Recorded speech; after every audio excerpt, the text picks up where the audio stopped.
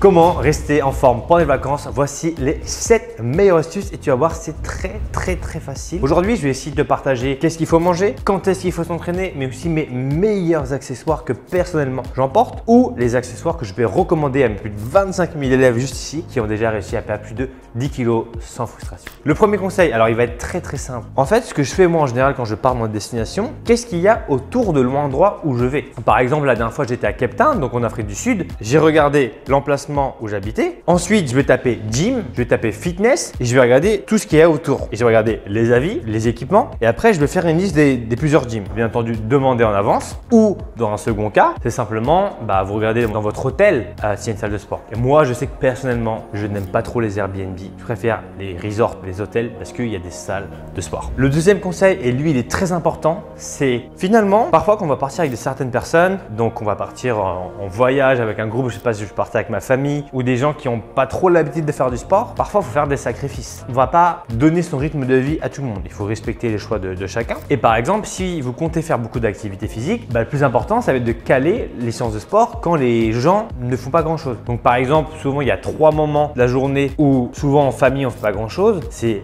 la sieste vers 4h, 3h, le matin très tôt et parfois le soir un peu plus tard, après le dîner. Donc ça fait les 3 moments où vous allez pouvoir implémenter vos séances de sport pour vraiment pouvoir garder une routine sans empiéter sur les vacances de tout le monde, etc. Ah oui, j'ai oublié, la chose la plus importante, vous êtes plus de 75% à regarder les vidéos sans être abonné. Alors que c'est totalement gratuit et ça m'aide énormément au référencement. Donc n'oublie pas, il y a un petit bouton juste là, je crois par ici.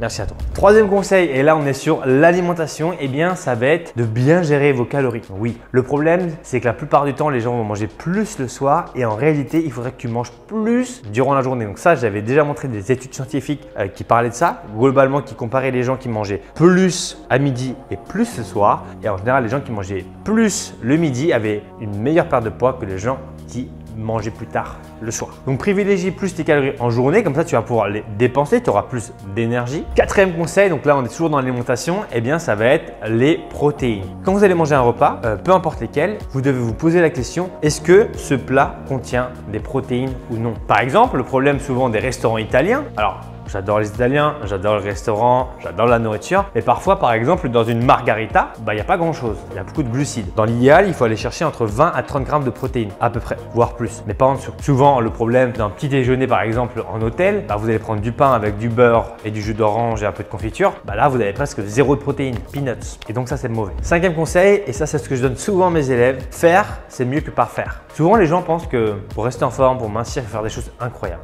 Et la vérité, c'est que pour mincir, il faut faire des choses simples, mais régulièrement. Alors que les personnes ont tendance à croire que il faut absolument que je cours 3 heures, etc.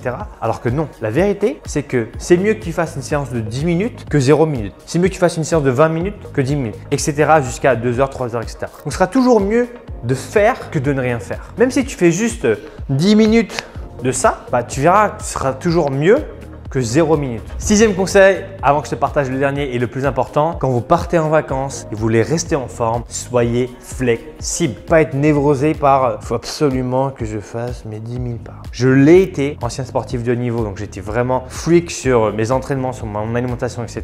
Et maintenant, j'évite au maximum de refaire ces erreurs. Maintenant, j'essaie d'être positif, de trouver des adaptations. Donc comme je disais, moi quand je pars en vacances, quand je pars en vacances c'est un grand mot parce que je pars rarement en vacances, mais quand je vais voyager, je vais faire en sorte que mon entraînement peut-être soit plus court ou soit plus efficace. Je vais faire moins de séries, je vais mettre moins lourd parce que quand je vais partir en vacances, mon objectif, ça va pas être de progresser, ça va être de maintenir. Et ça, c'est important de le comprendre. Moi, quand j'étais à haut niveau, pendant les grandes vacances donc de 2 mois, en fait, je courais presque tous les 3 jours. Donc en fait, quand je suis revenu des vacances, je pétais la forme parce que je m'étais entraîné. Alors que toutes les personnes qui ne s'étaient pas entraînées pendant 2 mois, en fait, quand ils revenaient, c'était hyper dur. C'est plus dur de mincir que de maintenir. Et c'est ce que je dis souvent à mes élèves. Mincissez rapidement et une fois que vous avez atteint le poids de forme, là vous stabilisez. Ensuite, on garde le meilleur par la fin. Quels sont les accessoires à emporter en vacances pour se maintenir en forme? Alors personnellement, j'en ai 3. On a soit des sangles TRX, soit des anneaux de gymnastique. Les anneaux de gymnastique sont plus efficaces de manière générale parce qu'on peut faire beaucoup de choses. Donc ça travaille essentiellement le haut du corps. TRX pareil, bon c'est un peu plus versatile. En numéro 2, on va avoir prendre des chaussures de sport. Donc chaussures et équipements. Donc au moins un short, quelque chose qui est confortable. Parce qu'il n'y a rien de plus inconfortable que de faire une séance séance de sport, une activité avec soit des mauvaises chaussures, soit des vêtements qui ne sont pas adéquats. Bien entendu, si jamais tu veux des séances de sport et d'autres conseils, ben là je vais te mettre deux playlists. Voilà, tu as des séances de sport que tu peux faire partout sans matériel